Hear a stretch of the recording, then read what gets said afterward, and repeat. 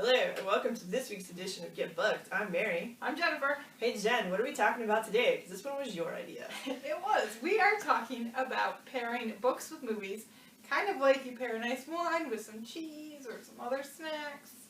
Okay, so do you want to go first? Yes, I do. I believe your first one is a Christmas classic. It is a Christmas classic, Die Hard, one of my favorites. I love Die Hard.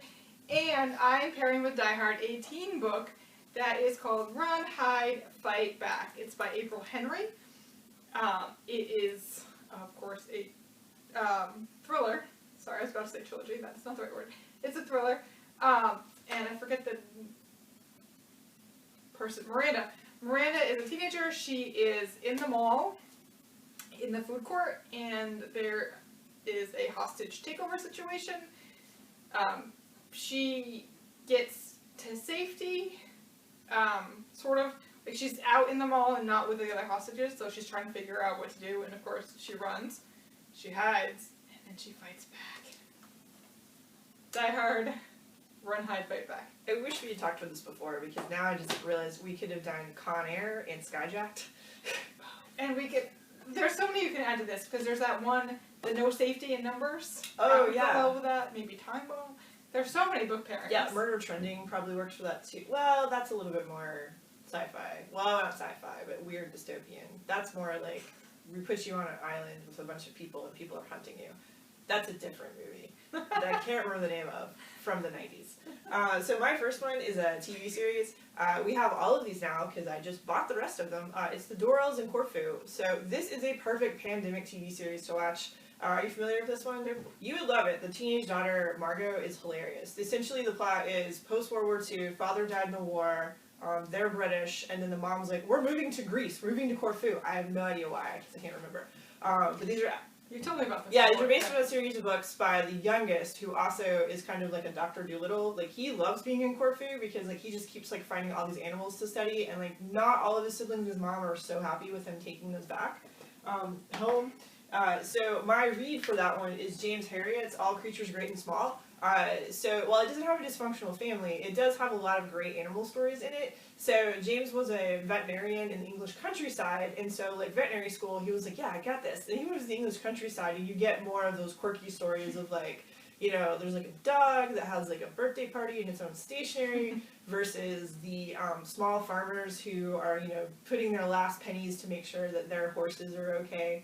So, and there's great stories about like dogs and all kinds of stuff. And there are some tearjerkers in here, I will say. I don't know if it's on that website, the dog dies or not. But this is a great, like, you know, kind of pastoral animal book. What's next? Alright, my next is a classic for me, Little Women. This was my childhood, Little Women. This is the other Little Women, and the third Little Women, which might be my favorite now, is Chucked Out. Very sad. The newest Little Women. Oh, sorry, I didn't realize you have the PBS one, not the last one. Sorry. Right, the last one I think might be my favorite, but these are both good adaptations. And then to go with that is the Mother-Daughter Book Club.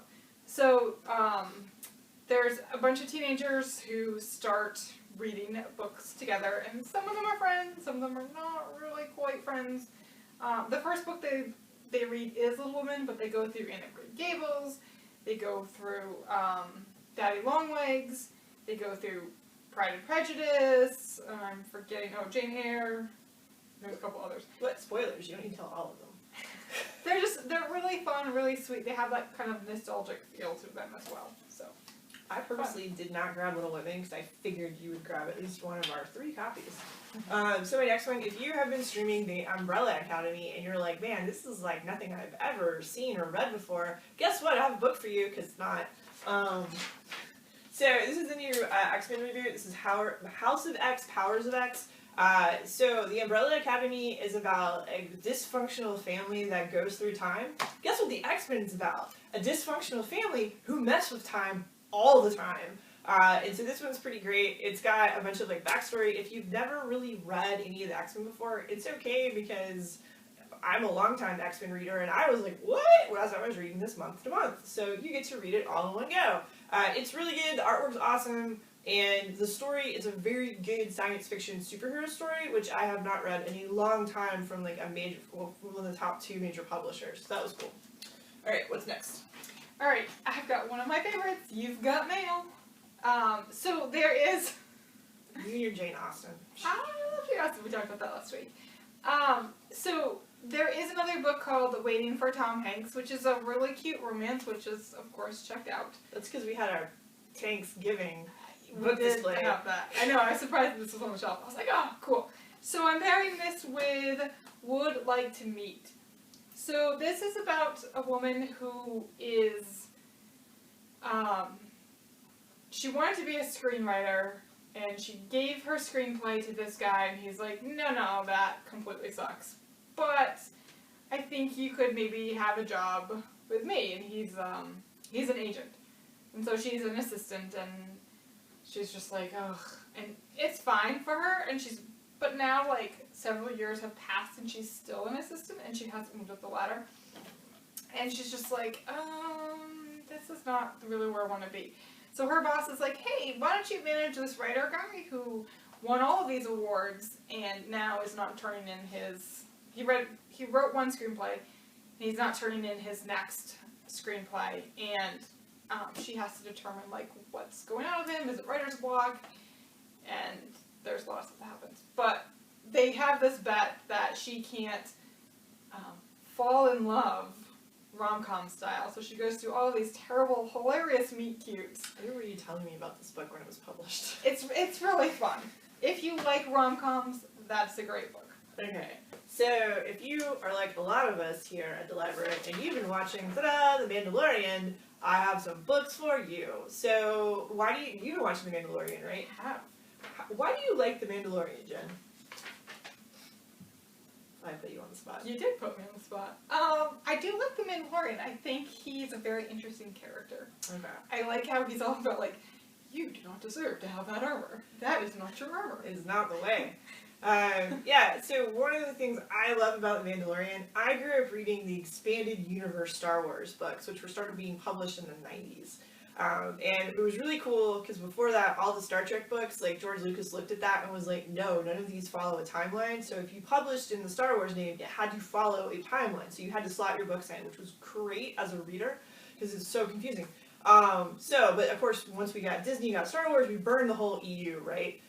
So it's really kind of disheartening. But The Mandalorian feels like that feeling I got of reading the Expanded Universe books when I was a teenager. So some of the books I'm going to talk about are newer books in the system, but some of the things we've actually brought back from the Expanded Universe, which I'm very excited about. So the first one, remember Ahsoka? You met her 2 episodes ago. Guess what? She's actually on the Clone Wars. You can also watch that. It's an amazing cartoon. You're going to be like, no, it's not, Mary. And then we'll be like, yes, it is. It's actually going to make you like Anakin Skywalker. Yes, it's so good. But you meet Ahsoka Tano, his Padawan. But you also find out, like, so this has a little bit of the middle of, like, she's killed at the end of the Clone Wars. But is she? This is her right after trying to do some soul searching of, like, wandering the galaxy on the Outer Rim. And of course we see the result of that in The Mandalorian, Season 2. I hope she comes back. The next one is Star Wars Aftermath. This one takes place after Return of the Jedi. And it's a couple years after Return of the Jedi, and it actually doesn't have any of the original Star Wars characters really in it. This is more of like like The Mandalorian. It's not anybody that's a main character, but all these like side things that are happening in the galaxy. Because we always know it from the Rebel Alliance's perspective, right? But like, what about all these Outer Rim places that the Empire has been crushing? Aftermath gets into that. It also has a Rebel pilot who's trying to reunite with her son. And it's a great, great story. Oh, there's also an ex-Empire soldier that joins up with this ragtag group. He's hilarious. He's very sarcastic.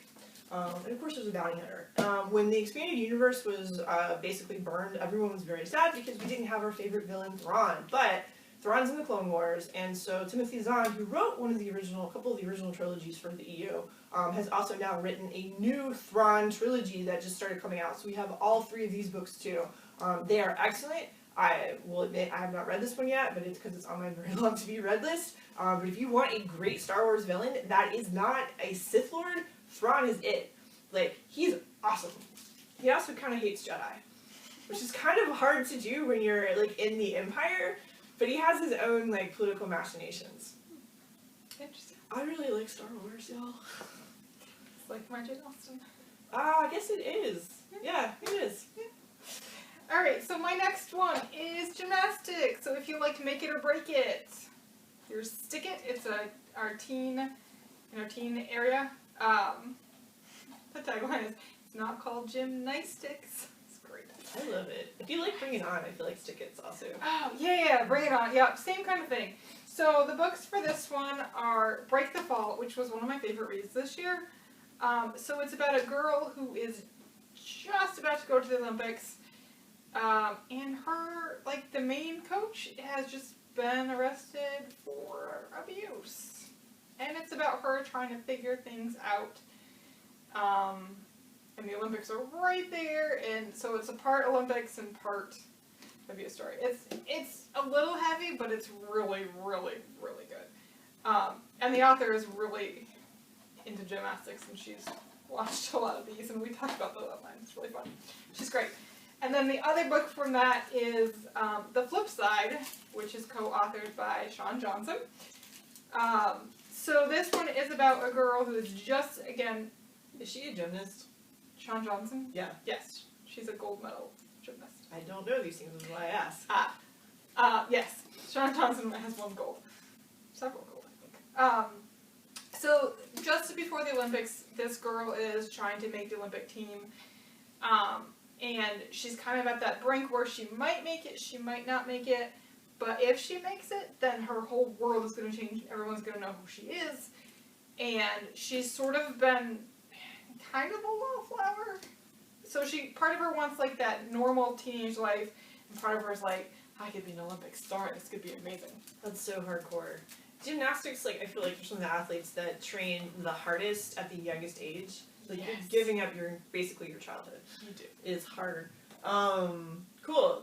So, I love The Good Place. It's one of my favorite sitcoms of all time. I love it so much, I have made my new Dungeons & Dragons character a monk that's named Elmore Hulbelt from Elmore Shellstrop.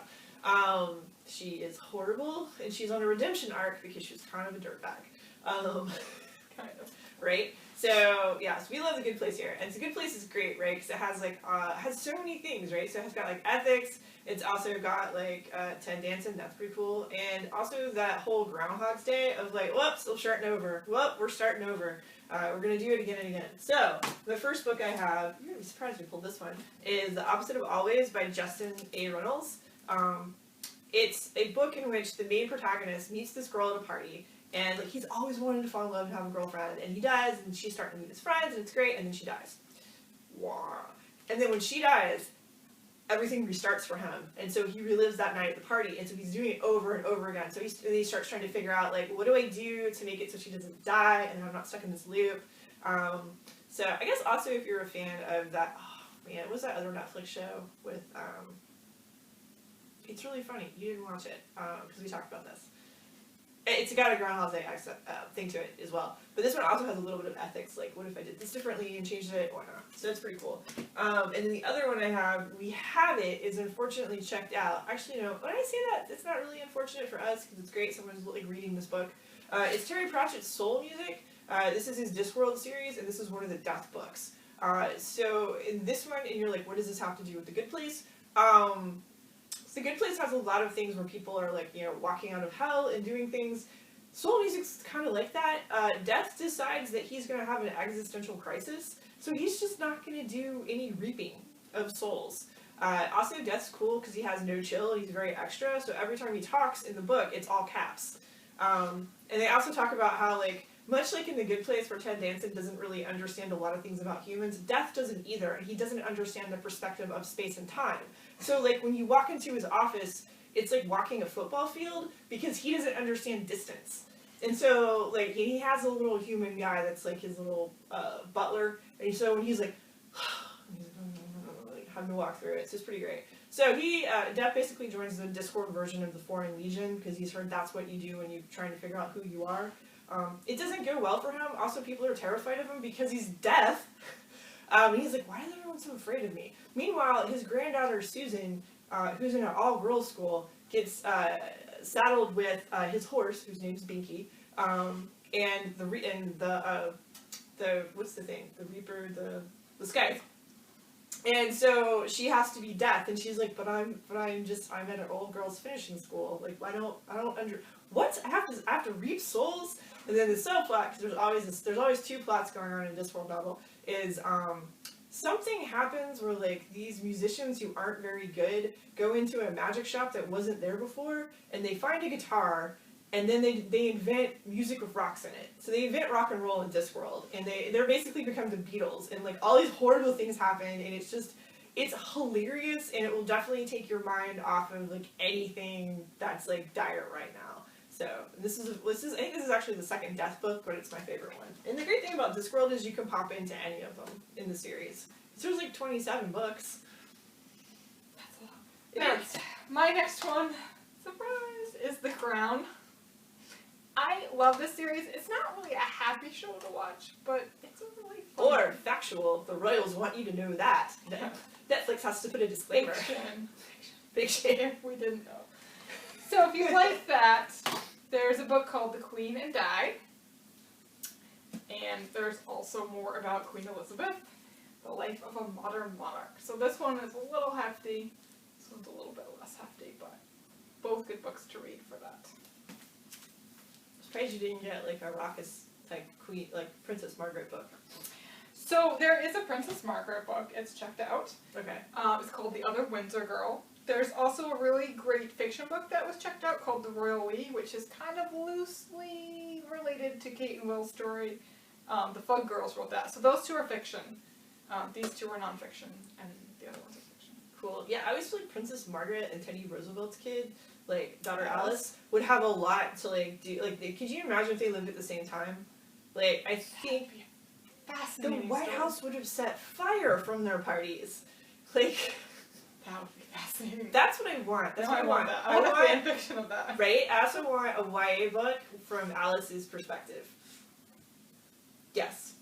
Because I want to say there's an adult version, but there is. I read it. Yeah. It wasn't very happy. I mean, she didn't have a very happy life, but no. it was decent. But I think you could do like a snippet of like YA. Yeah. This one was called America's Princess. Yeah. That's the one I was looking at. Cover was amazing. Cool. So, hey, who loves Knives Out? I love Knives Out. Do you like a whodunit? I did. Oh, I'm surprised you did. We can talk about that later, because I've kicked in some, I'm surprised you didn't get, because you can do that in a second. So my first one is a classic. So it's Agatha Christie's Crooked House.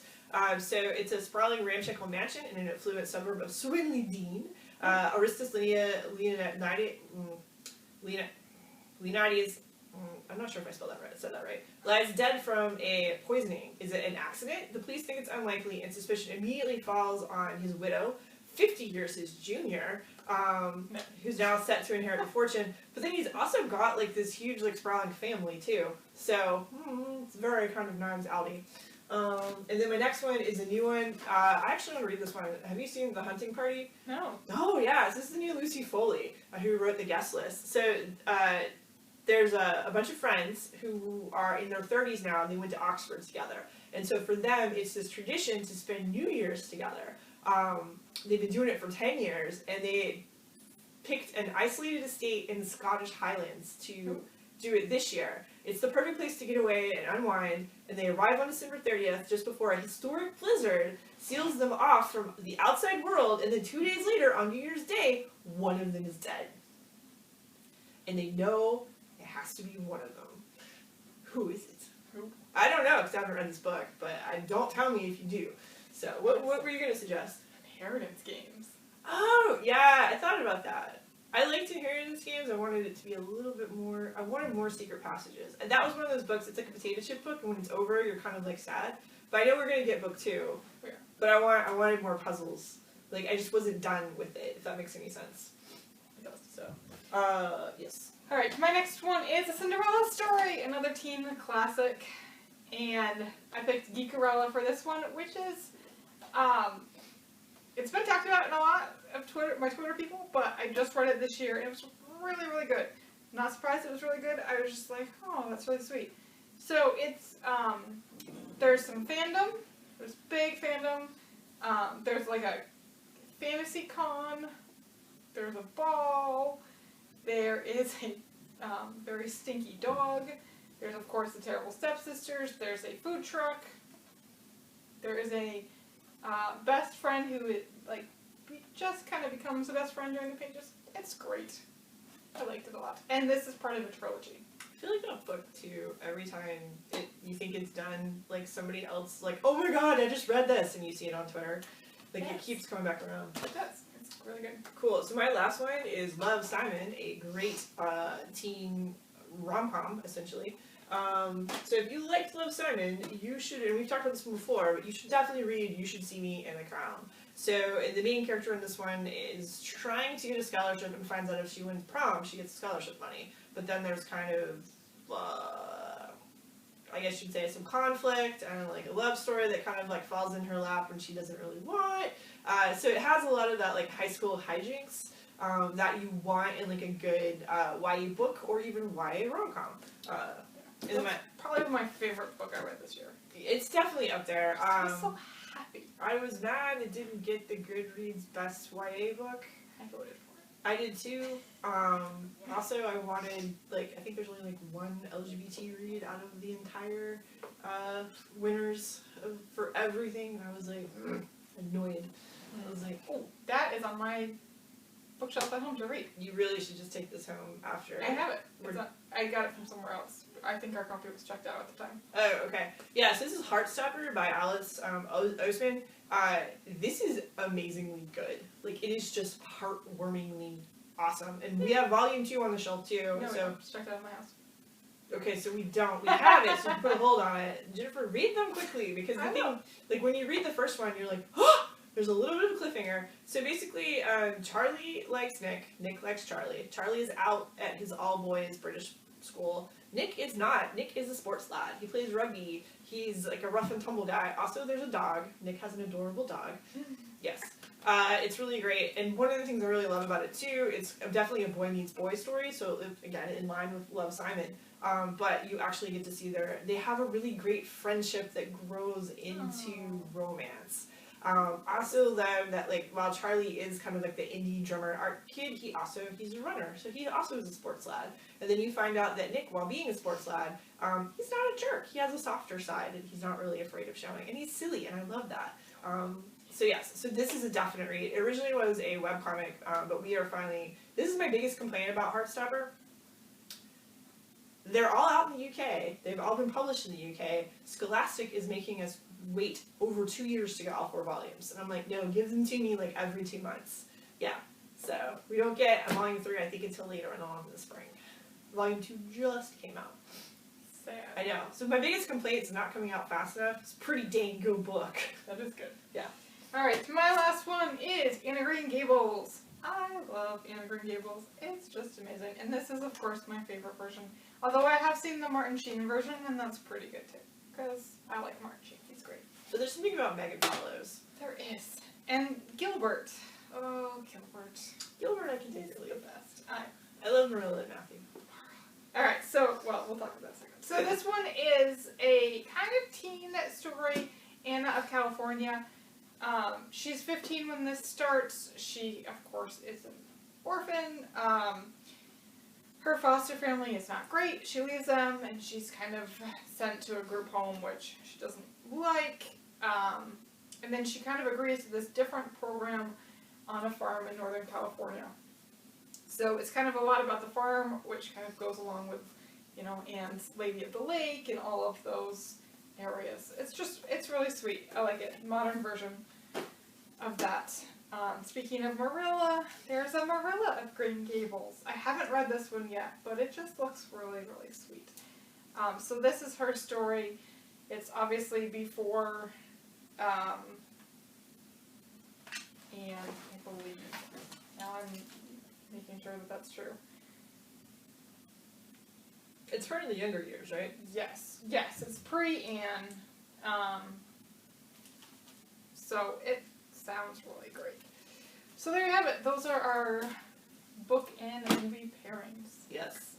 Like, when you first picked this one, I was like, I'm not excited about this. But then I started getting into it, and I was like, oh, this is really fun. Right? So we could do this all the time. We totally, we could, but... We'd run out of things eventually. Well, I don't know. More new books come out every month. That is true. So, alright, thanks for joining us for Get Booked. Who knows what we'll talk about next week?